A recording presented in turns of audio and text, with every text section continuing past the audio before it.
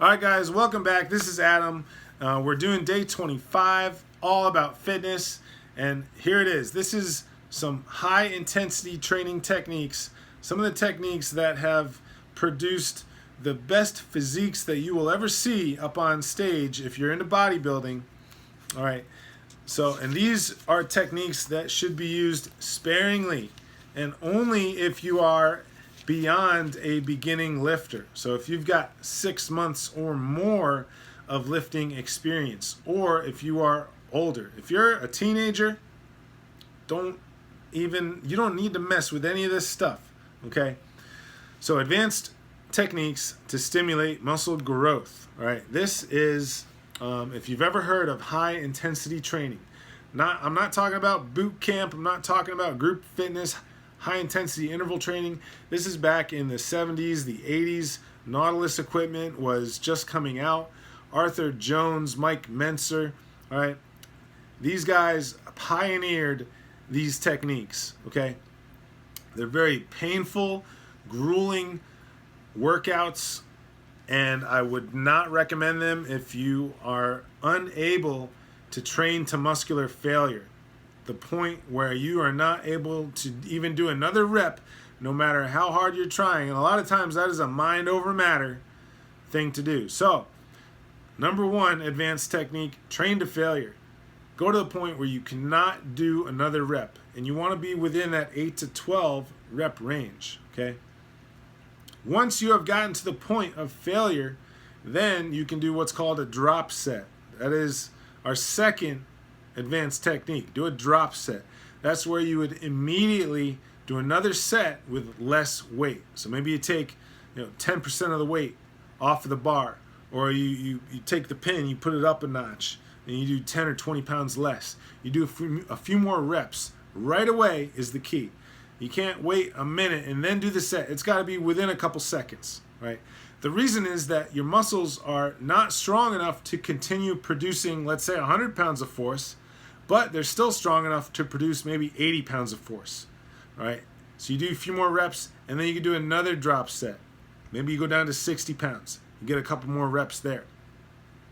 This is not something you would want to do every set. Maybe you just do it on the last set of each exercise, okay? Third technique, pre-exhaustion. That means let's say before you do a set of lat pull downs, you want to pre-exhaust the lats. And you would do that by doing a set of stiff arm pull downs with a cable. So you do a set of stiff arm pull downs, as many reps as you can to wear them out. Then you go right into a set of lat pull downs. Again, the key is immediately. Okay, don't rest even 10 seconds. You got to do it right away. So the lat muscles are going to be worn out, but the biceps, the forearms, they're going to still have that strength in them, and that's just going to stimulate some more muscular growth, okay? Forced reps. This is number 4, technique number 4. All right, let's say you're doing that set of lat pull down. You get stuck right there, but you got your partner is going to help you, or your trainer is going to help you to pull that weight down. You're going to lower it, and they're going to help you do a couple more reps, all right? You can do that on bench press. You can do it on bicep curl.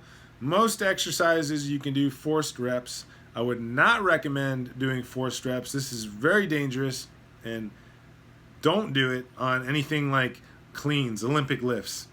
Just get out of the way, okay? If you can't do another rep, just bail. Get out of there. Nobody should be spotting you doing those exercises, all right? Technique number 5, negatives, okay? Now, I'm not talking, let's say you're doing a set of bench press, you did 10 reps, and then your partner is lifting the weight for you, you're lowering it. A true negative, let's say your 1 rep max is 100 pounds. A true negative is using more than your 1 rep max.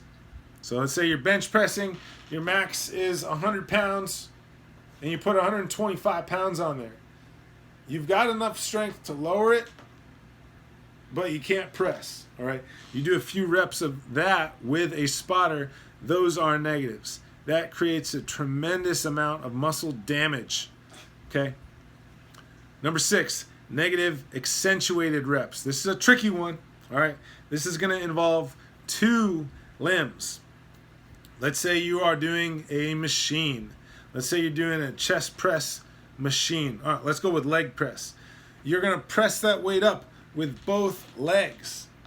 But you're going to take one leg away and you're just going to lower it with your left leg.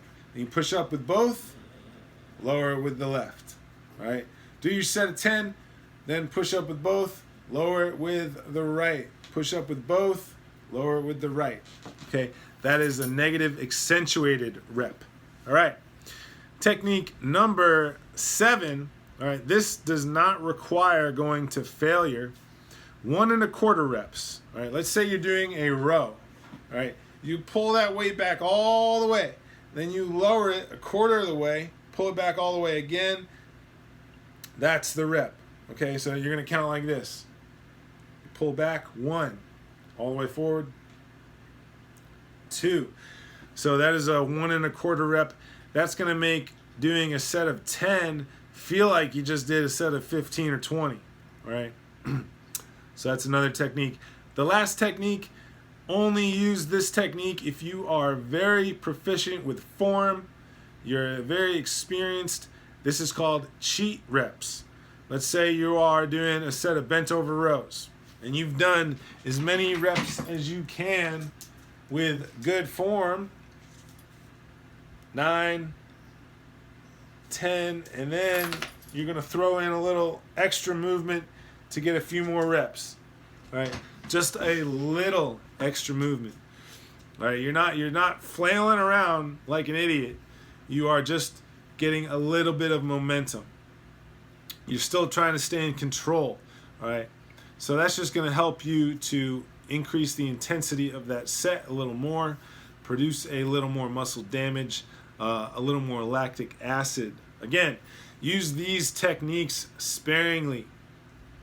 1 set per workout. All right, not every single workout, not every single set. All right, incorporate them at your own discretion. All right, guys. Now our final part, we're going to talk about adaptations to endurance training. So if you are an endurance athlete, you're just interested in learning about that, check out that next video.